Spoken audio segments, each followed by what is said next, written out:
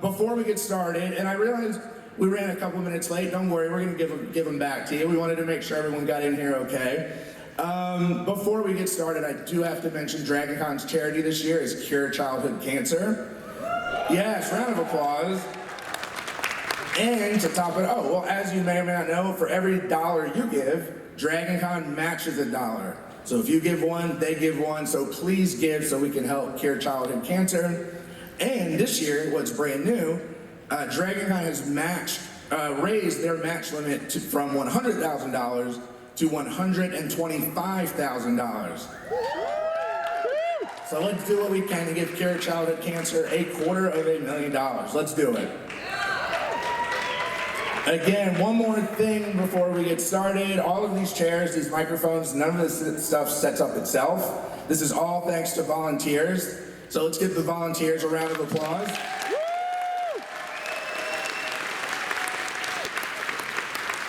Much deserved, much deserved. They've been helping me out in the back, keeping me calm. So as you know, questions might be a little bit different this year. There's some things we're not going to talk about. But we're going to have fun with it. We want to support all of our actors and creators in the community. So we're standing with them to make sure they can still come and have fun and join us. And we appreciate them doing that. All right. Now, without further ado, actually, I could go on. Would you guys like me to? All right, let's get to it. Without further ado, DragonCon, it is my honor and pleasure to welcome to the stage, Paul Bettany.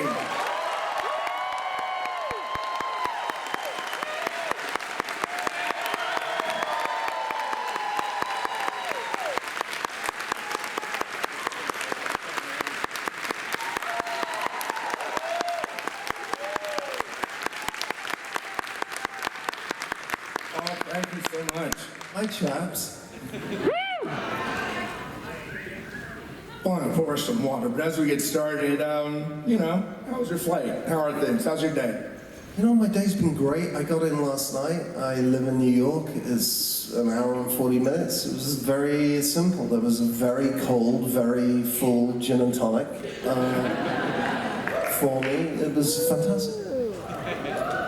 Unfortunately, this is just water. I'm sorry. Well. Oh no, it's not. It's his special water. So let me ask: when you say you were in JFK, one of the New York airports, when you travel, do you get recognized? Do you get hounded? Do you have to hide out? It goes up and down, to be honest with you. It goes if a film's just come out, then it gets a little. It gets a little busy, but when I've been gainfully unemployed for a while, it quietens down. I'm sure you appreciate the break of at least not being hounded and unemployed currently for what I hope and think is a good reason. 100%. Excellent, awesome. And for those of you who don't know, I'm sorry, I believe you're married? Yeah, I am married. Yes, I fell in love and married an American by mistake 20 years ago. This last January 1st. And so is that any good when you guys are traveling together? Does that almost make it worse as far as being recognized? For sure, she gets recognized a lot. Are we bitter? I didn't think that was yeah, I'm not particularly competitive in that one. Well, we hope she is doing well as well. I do this moderating a lot. And she's doing great. Good news, excellent. Very lucky woman who's got married to me for 20 years. So she's doing great. Is it with this guy? I want to spill water. It's one of my favorite questions because every actor I've asked this question to has a different journey. But how did you get into acting?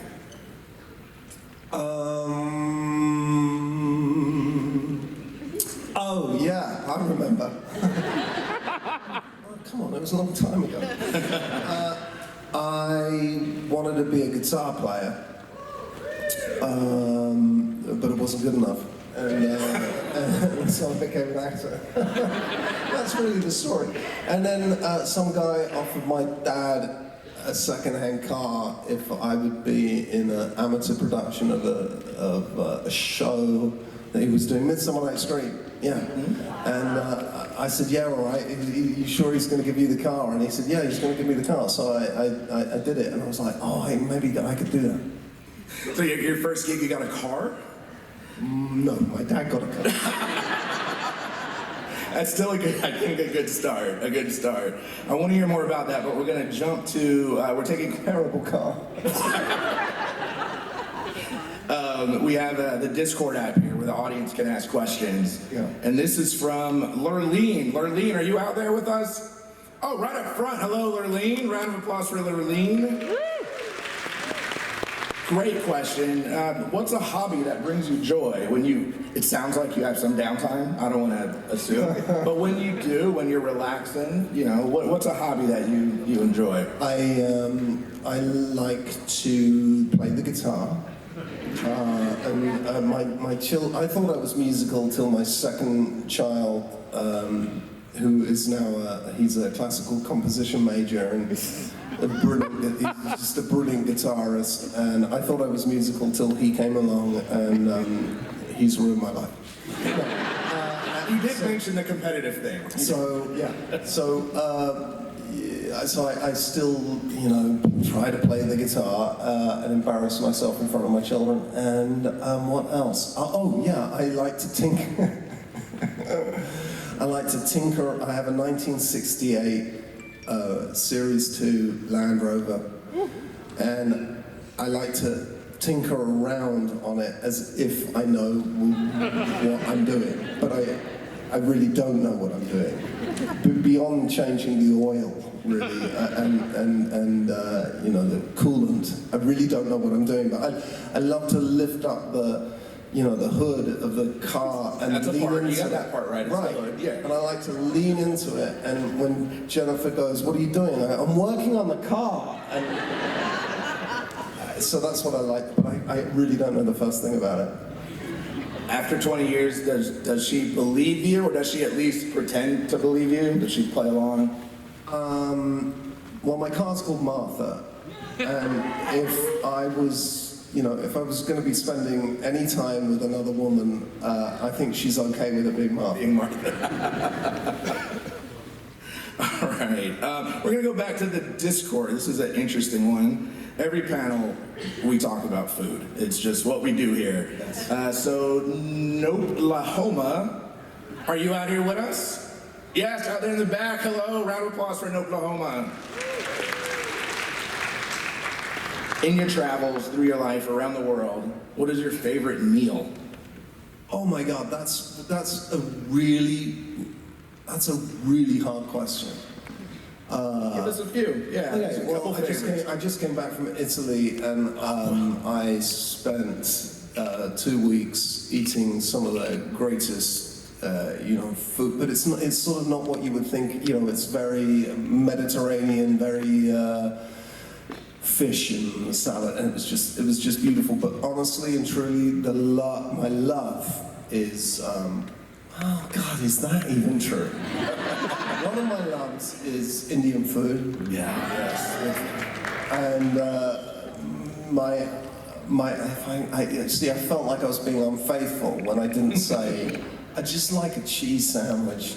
I like a cheese and pickle sandwich with a beer. Hell yeah, man. It's really what I love. You said cheese and pickles? Yeah, like Is that your English? That's correct, right? yeah, like Is that English? not cheese. So Branston pickle. It's not what you think of pickles. It's like Branston pickle. It's like a jar of like disgusting brown chopped up. Oh, that sounds delicious. It's delicious.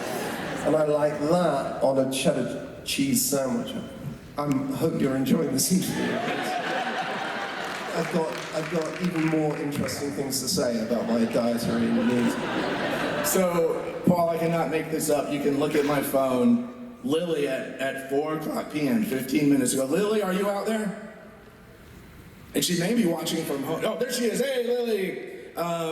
She wanted to know, what is your favorite type of cheese? So you know. I gotta tell you, again, it's a cheddar cheese. I can discuss it with you in detail, but I also like a Stilton cheese, which I find to be less salty than most blue cheeses.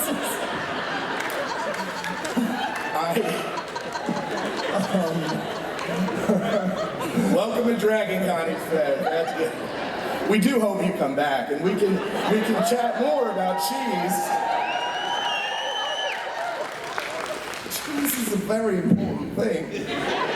And Lily clearly knew that. You know, she wanted you to discuss this hard issue of cheese. I got to admit, I've done my homework on you. I've been researching you in anticipation of this. At no point did I Google what is Paul's favorite cheese. So I wasn't prepared. So Lily, thank you. I get it. I get it. It's not something you think about normally, but I'm not like if if it's late at night and I want to eat something, it's not a sweet thing. My problem is cheese. That's my gateway drug.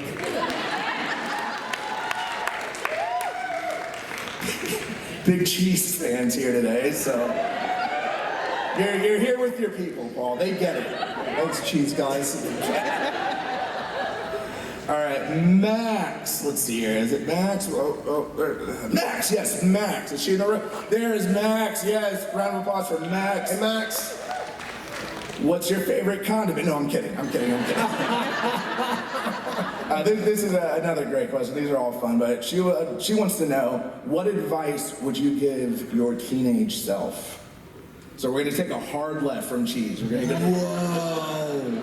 And I wanted some questions that weren't. Should we go back to some food questions? Paul, you can talk about whatever you like.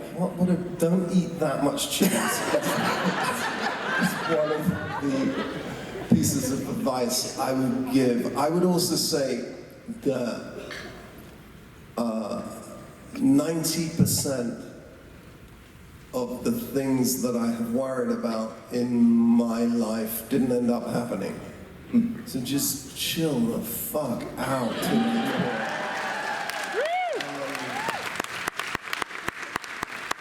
And don't worry about it, you'll find your people eventually. That's great advice. For example, apparently all the cheese people have come here. Today's the day that I found my cheese people.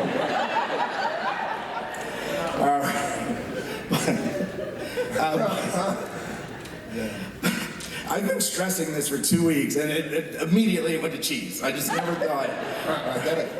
All right, bowl of rice. Oh, I get it. Bowl of rice, right here up front. Good one. You mentioned you play guitar. What is some music or a podcast or something you've been listening to lately? Music that I've been listening to. Either lately or some favorites, some go-to favorites. Oh, okay. Well, I am a huge Radiohead fan. I am a huge Blur fan. I am, a massive Arctic Monkeys fan. And so and a big Strokes fan. Hey! So I've been doing a lot of that.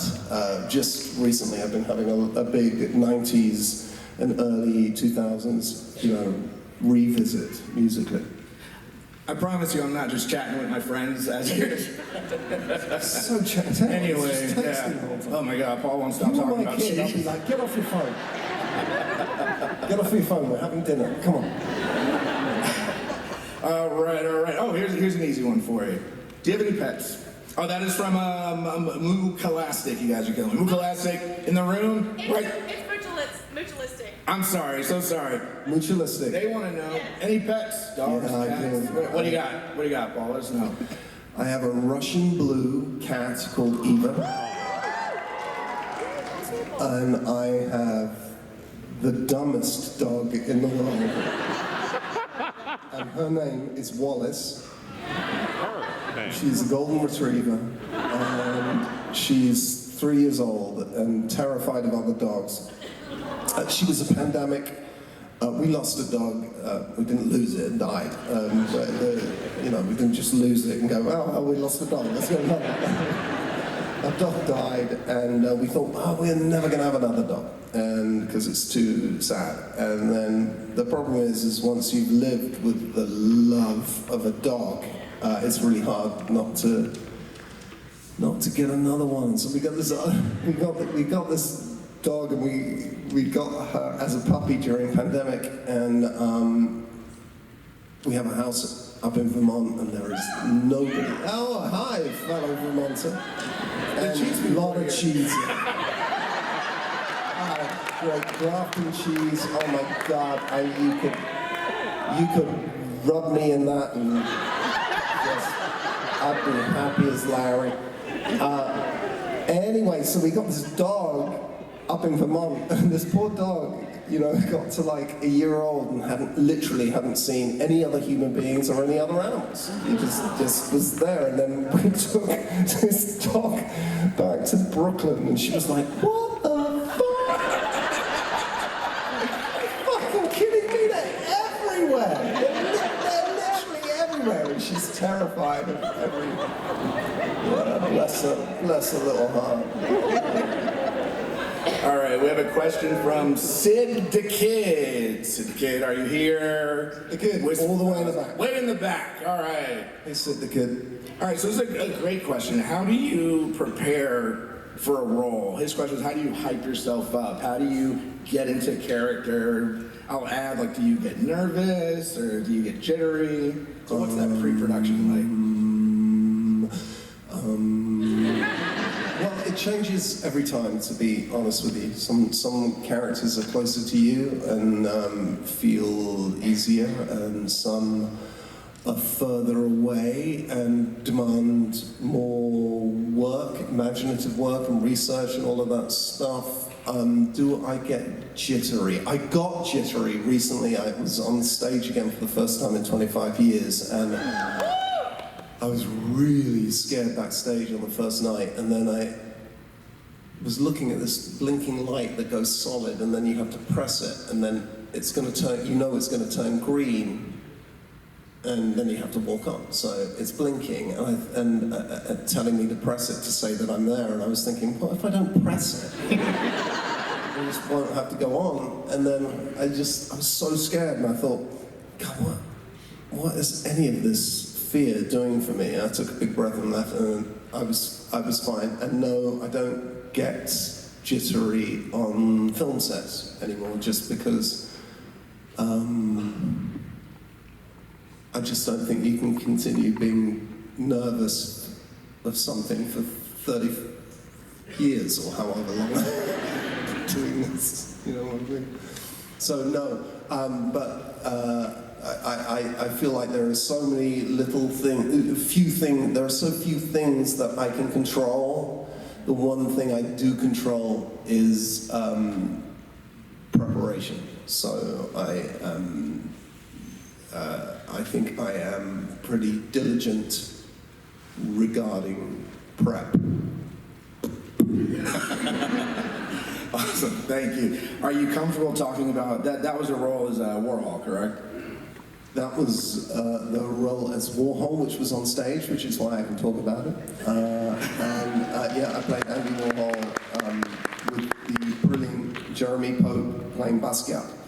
Oh, wow. So Andy Warhol is one of the most unique individuals in my lifetime. How do you prepare for a role like that, where it's either Andy or it's not? I feel like there's no in between. There's no kind of Andy Warhol, you know? Yeah. And I heard it was amazing, by the way. Everything I heard said it was spot on. So. I was really nervous, and I thought, God, Andy Warhol's always, he's always played as a cameo in everything, and maybe there's a reason for that. And so, but by that point, I'd already said yes, and when I realized that, and so, I don't know. I just, what did I do? I tried to imagine. I like to imagine what people want, you know, and that's great and everything. That's sort of what propels them. But I also think what propels people is what they are scared of. And I imagine if you were Andy Warhol growing up in the late 40s and 50s in Steeltown, America, there would be a lot for you to be afraid of. And I think he was so very much afraid that he changed the world to see him as a superstar. And that's incredibly magical. And so, yeah, I found him fascinating. I don't know if I ever got there or got close, but I found it fascinating to think about him. And that's really the most edifying bit of being an actor, really, is sort of trying to place yourself in somebody else's situation and probably failing, but at least trying to imagine what their experience might be. Oh, it's amazing. I'm very fascinated with Warhol. There's obviously numerous documentaries. Do you watch them, or do you try to? Yeah. Where do you get your information? No, I watched all the documentaries and read all the books, and then went, oh, I still don't have any ideas. Oh, and you know, usually ideas coming to you are weird. They usually come to you, I find, at night with your head in the fridge eating a piece of Grafton Vermont cheese. So I spent an enormous amount of time at the fridge eating cheese.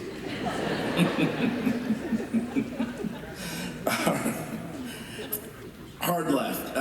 Gypsy Danger, are you out there? Right.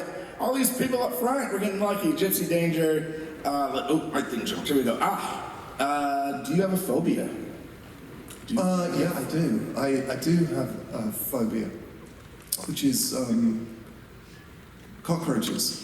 Oh yeah, that's fair. I once lived above a restaurant, and I'm 52 years old. So when I was in my 20s, we had what was called a futon. Don't know if anybody remembers futons. Handy things that you could roll up into a couch, work perfectly as a couch. Then you would break them down and roll them into a bed, but it was only a bed in name only. It was really like a park bench with a blanket on top of it. And anyway, I got into my futon and I woke up and turned the light on, and I was literally covered in cockroaches, and ever since then I've had to do scenes where I have like giant millipedes crawling over me and all spiders, and I'm fine. And then they said, oh, we've got these two, we'd love to put these things on your arm. I went, okay, sure, what are they? When they are Madagascan hissing cockroaches. Wait, they're cockroaches and they hiss? I am out at so many levels. Yeah, no, cockroaches I have a problem with. We appreciate you stayed in the acting game. So, Paul, we're gonna powwow. I'm gonna show this one to you. Give me a thumbs up or a thumbs down. We're gonna do it together. All right. Do we want to talk about this one? Oh yeah, sure. All right. So the question is from Hollinator 52. Her hand went up immediately. She knew. She's been waiting. So she really wants to know, how does it feel to know that everyone has seen your derriere?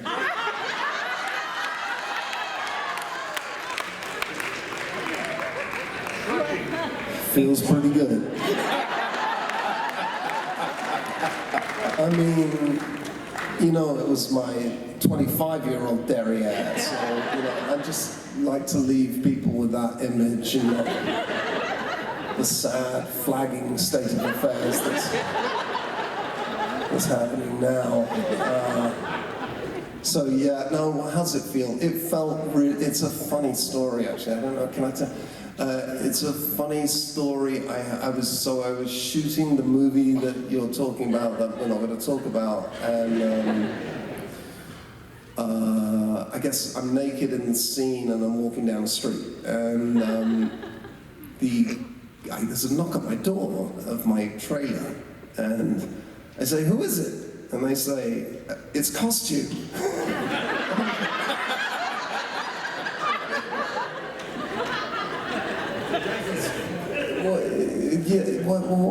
What? What do you mean, costume? And they said, oh, it's costume. So costume came in, and I said, well, what could you possibly have to give me? And they said, oh, we've got this yellow day glow sock. For you. For your feet, right? For your... I said, well, no, I said, there's one sock, and I said, what do I do with this sock? And they said, well, you know, you put it on your business. And I said, but why would I put it on my business? And they said, well, you know, to save you being embarrassed. And I went, but honestly and truly, the only thing that I can think that's more embarrassing than walking down the street is walking down the street with a sock on my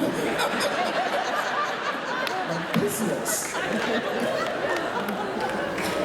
So I went sans sock, as they say.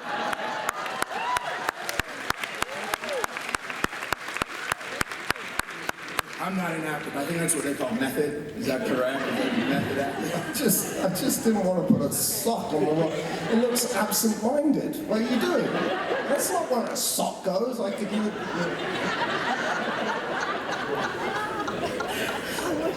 There was another question earlier that will piggyback onto that one that I skipped, but how do you prepare for something like that when you know? Well, thank you, whoever's question that was. There we go. Yeah. How I would prepare for something like that now is to ask immediately, do other people want me to wear a sock? Because you should ask those sort of questions. But at the time, I was like, I'm the person naked. I'm going to choose to walk down the street in any fashion I see fit, and it was without a sock. I just couldn't bring myself to those lows. Thank you. Follow-up question from the moderator. Why was it yellow? Why was it day glow, bright yellow? It's so that there can be absolutely no question that was not caught in frame. And, you know, believe me, there were issues. Like, I'm sitting down on the side of the road, and they're shooting from the side, and they were like, we gotta get the medic over here, and we gotta use... Yeah. Well, initially they sent, like, the key grip with some gaffer tape, and I was like, no. We're not doing that. I want a medic, and I want some, what do you call it in this country? I've been here 22 years, micropore. What do you call, like, surgical tape? I wanted surgical tape. I was like, you know, if I put gaffer tape on, I'm going to lose more than my take it off. So they don't pay you enough for that. Yeah. And I was like, when I did take it off, by the way, I was like, do I do the 1, 2, 3, or the slowly, you know, like that? And I did the 1, 2, 3, and I tell you, do the slowly. That's my only advice to young actors. Any use.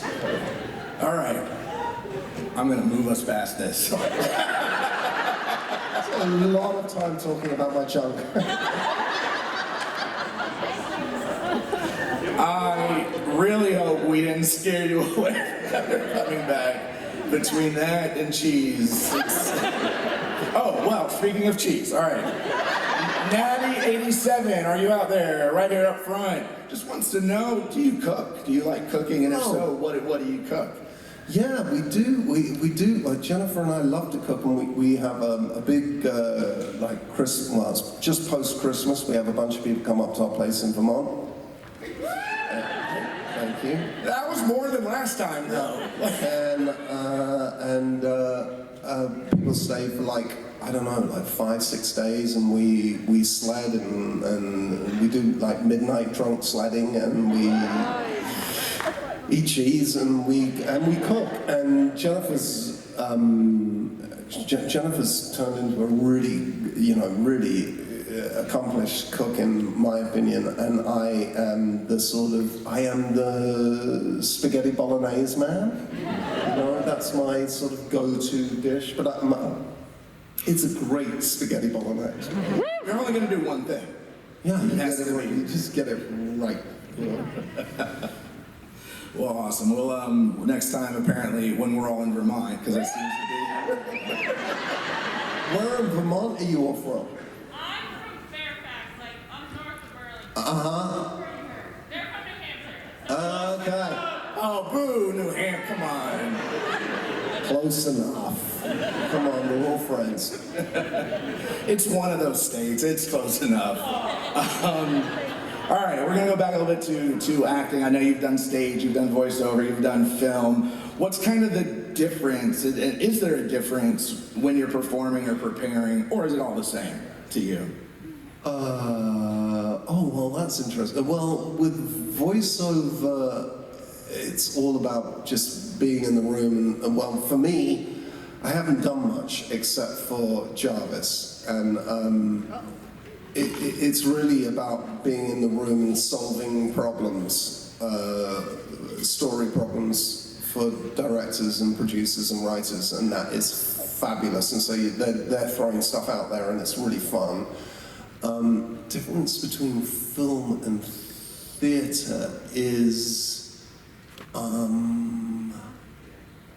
well, yeah, it's kind of fascinating. Like for me, what's amazing about acting on stage is that you are in charge. It's an actor's medium. The director can say, I want you to do this, that, and the other, and then the lights come up and you do what you want to do, right?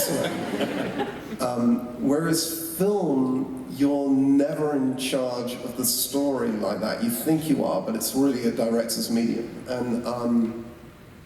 And it really, I think, alters the way you work, and you are rehearsing towards a performance as an actor on stage. And in film, everything feels to me, and it's like the upside of film, is it can always feel like a rehearsal, so you can just try stuff. And if you're terrible, 20 takes out of 21 takes, and one of them is great, then you're golden. And you don't have to understand it. Whereas in theatre, you do something good and you're like, God, what was that? How did that happen, this thing? And you have to figure out some other way than just doing an impression of how you think you did it the night before. Like, what was the thing that triggered that? So they are, I find them really different approaches, and both are exhilarating. But I love the freedom of acting in front of a camera. Really? A lot of actors say they prefer stage. I've heard. It's just fascinating to me. Yeah, I mean, I don't know. I love cameras. No, I mean, I really do. Not as much as I love cheese, but I love. It's a high bar. Yeah, I mean, I love cameras, and I love what cameras can do, and different lenses, and I like to know what lens is on a camera. I like to understand the format that we're shooting in. And what I know is that, if we're shooting here, all of this can be a terrible actor.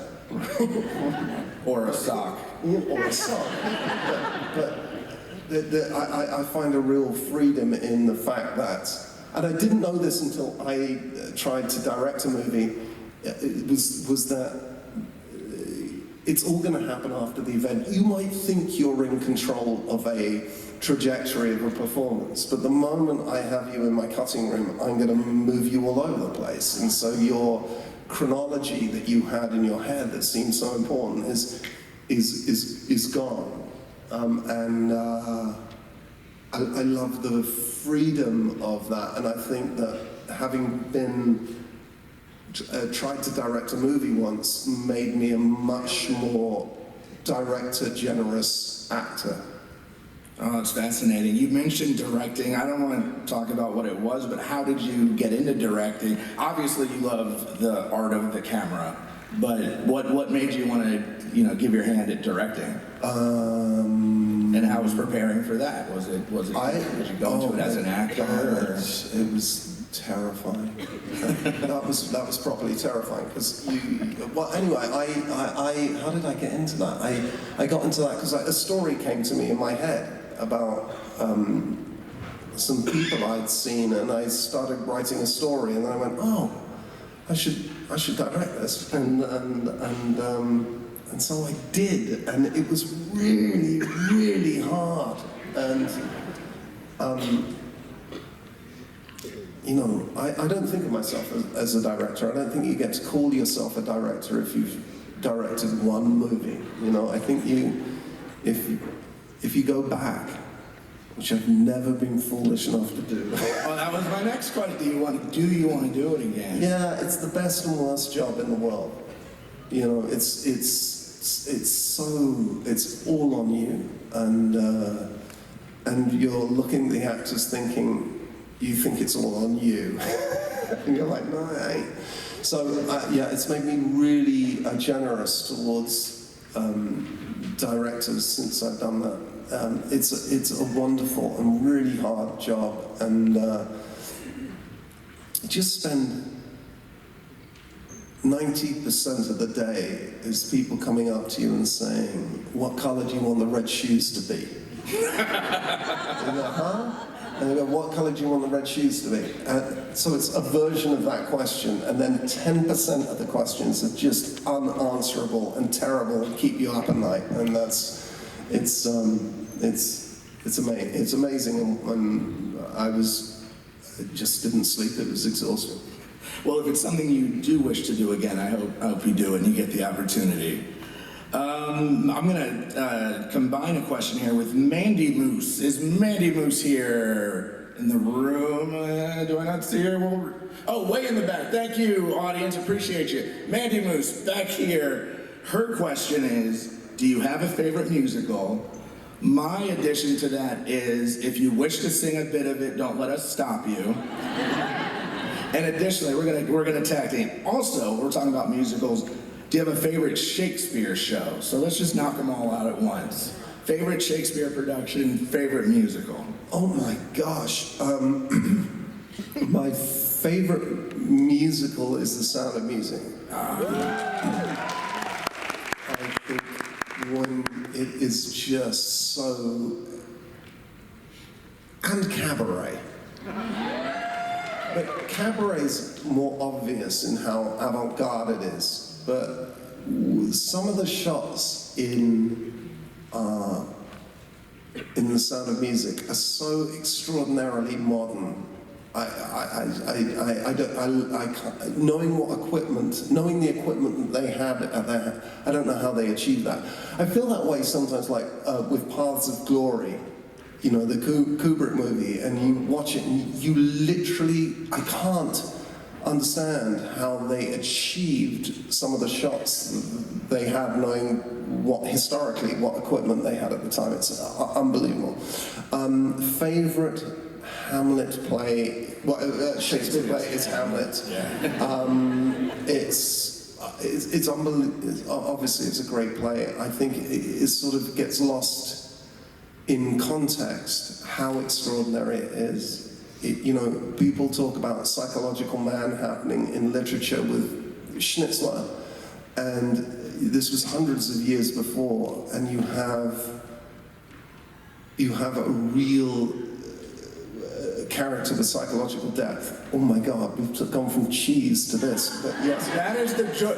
And you know what? Everyone is here for that ride. That's the DragonCon ride, so there you have it.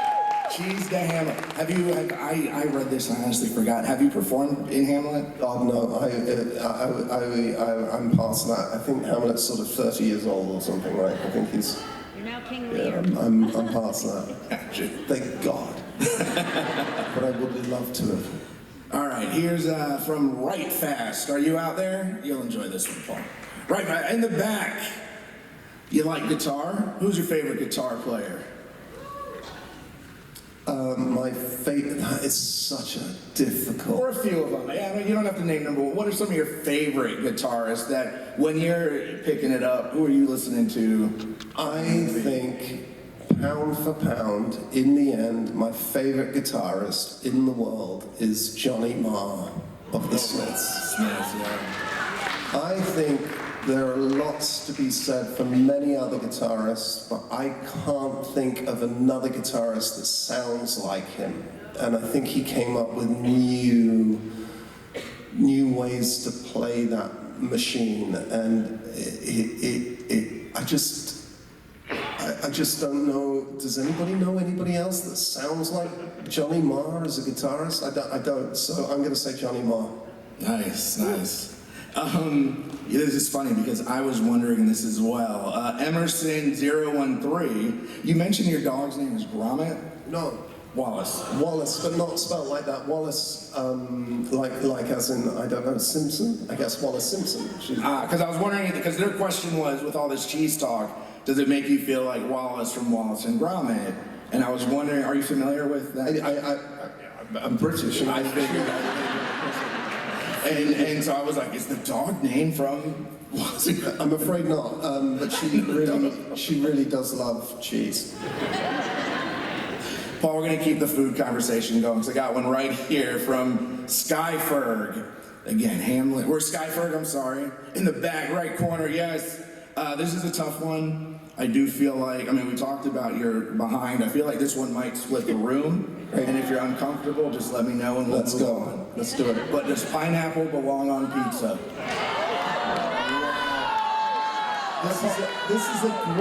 This is a great question. I want to remind you, again, this is on DC television. It's being broadcast. I know your agent's in the back, and he's like, don't answer this. We can move on.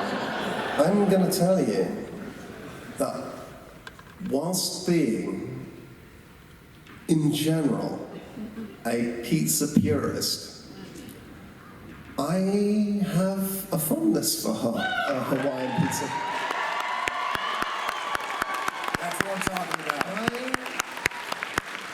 I think we can all live in a world where we embrace these contradictions. Usually I would say no. Like, for instance, and this is not going to split the room, this is just going to alienate me. I think there is no greater sin in the world than putting peanut butter and jelly together on a sandwich.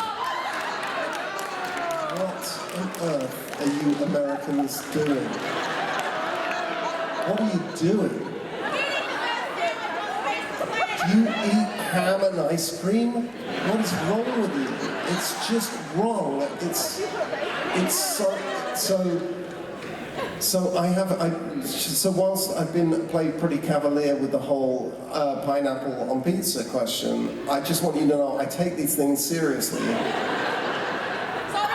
It's just wrong. Stop it.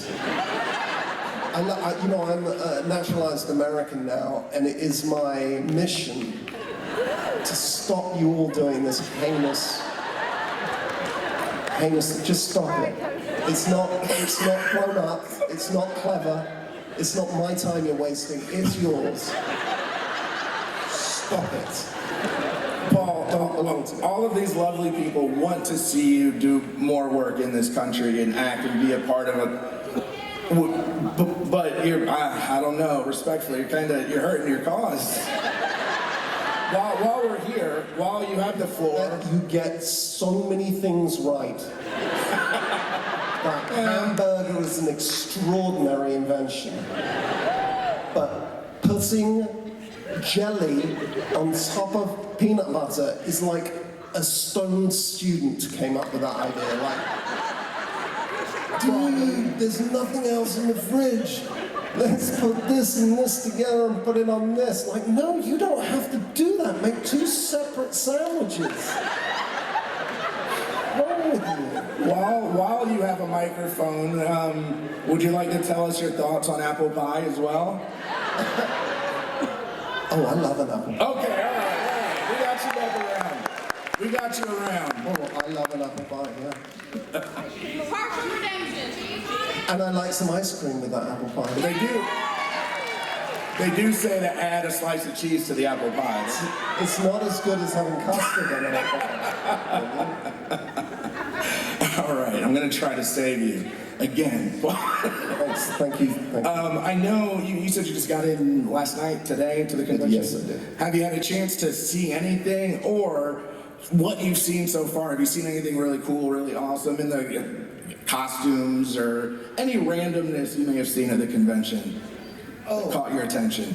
Well, yeah, the problem with so much randomness is it stops looking random, right? But it is, what can I say? I just had this conversation with Max, the lovely unicorn over there, and I did notice a distinct lack of children at this convention. And initially I was like, wow, that's weird. And then I thought, don't get me wrong, there are children, but there are less children than at other conventions.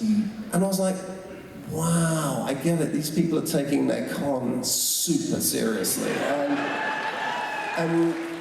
And sure enough, I think that's reflected in the cosplay game. I was like, it's really, really impressive here, and it feels like people are taking this to a new level of seriousness that I can really, as somebody who dresses up for a living, I can super get behind.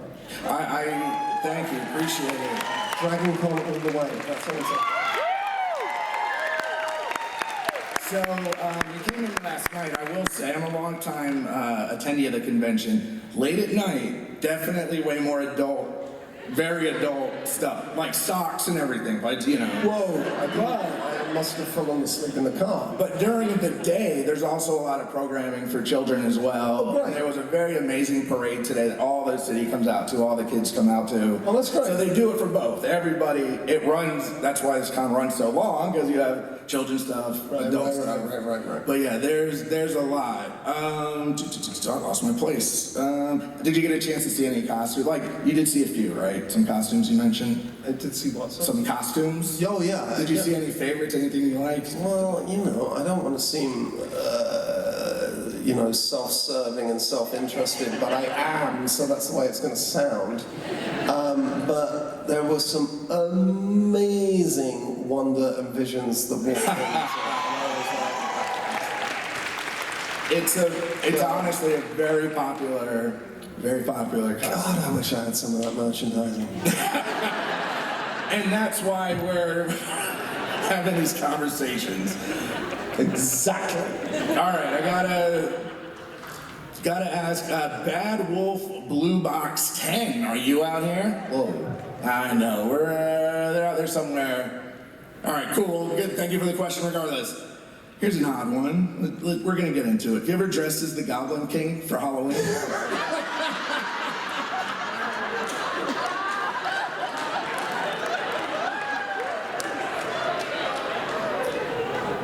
That would be so fucking creepy. My wife was 13 when she made that movie. That would be so weird. No, I haven't. And I'm really pleased to say no, I haven't dressed up as I think that's a good choice. David Bowie as, no, I haven't. No. I think that's a good, you know, Bowie did Warhol. Did you? Yes, I did. Yeah, I watched I'm it. sure you did. Of course I watched it. I watched that one recently. May we ask, and if there's not something you're comfortable talking about, let me know, but may we ask how you met your wife and how you guys eventually became married? Is that okay? Yeah. Tell us that story, and then we're probably going to wrap. I think that's the one we're going to wrap it up on. We want to hear about that. And numerous people asked that, so thank you, Discord. And a lot of people asked it, so we're going to chat about it. I wonder what the average age of this room is. If you can imagine a time before dating apps. I made a movie with my wife and I can't talk about the movie. It was a theatrical movie. It was in the, like, you can Google it. You'll be able They to can find get it. And she, you know, saw me across a crowded room and she fell head over heels in love with me. And she was so needy, you know, I was like, oh my God, let it go, I get it, you know. That's obviously not. Did I remind you this is being broadcast? Okay, just want to again remind you. Obviously, that's not actually what went down. What went down is I saw the most beautiful person I'd ever seen in my life and went, whoa. And we made this movie together and we became friends. And she was in a relationship, I was in a relationship, and nothing happened. I think we were old enough to not make those sorts of mistakes. And then it got to be 2 years after the movie came out, or we made the movie, and we'd been in contact, you know, talking on the phone, whatever, and then I was in Tuscany in Italy, and I was shopping for groceries, and I saw this bar, and it had a huge crowd outside of it, and I thought, oh, it's a soccer match, but everybody was dead silent, and then I walked into the bar because it was just weird, and I was sort of drawn to it, and I saw the second plane hit the Twin Towers, and I went home and I spent 48 hours trying to ring her in Manhattan. I couldn't get through to her. And about 36 hours into ringing her up, I was like, why am I ringing this woman that oh God, no. Oh no. It's the best and worst. That's when I kind of realized, and I finally got through to her, and I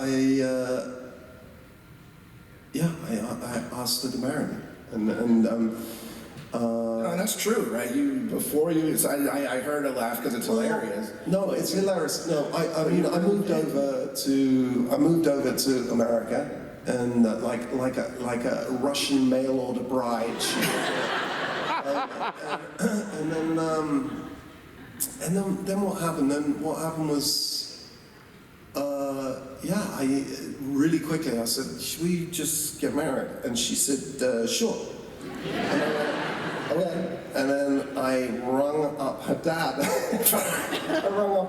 it was I don't know, it was like 1 o'clock in the morning in New York City, and I don't know how to put this politely, he had maybe been at a bar. And I said, hey Jerry, it's Paul, can I marry your daughter? And he burst out laughing and hung up.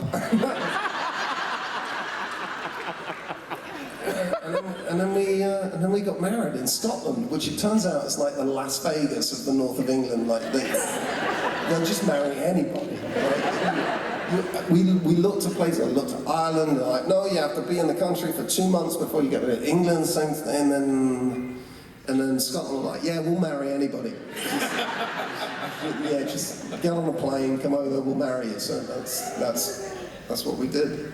Well, that's a remarkable, crazy story, but it obviously worked out well. It's been how long now?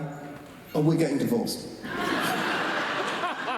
We're not before that goes over. That's all over the internet tomorrow. Hard to say. No, we're lifers. How long has it been? It's been 20. That's amazing.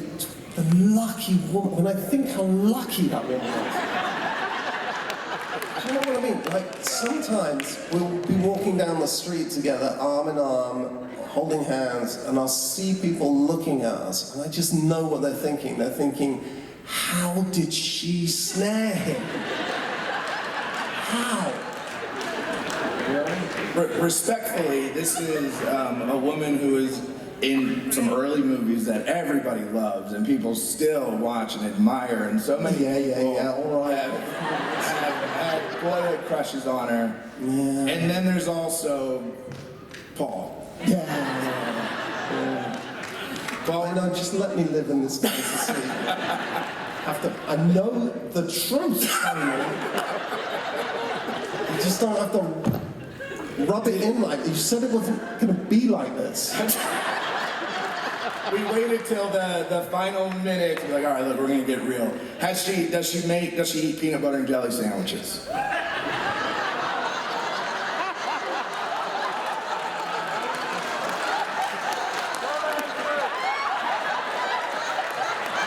the hell? Ladies and gentlemen, Mr. Paul Bettany. You've been lovely. Thank you so much. We will be here. You're leaving here 2 days, right?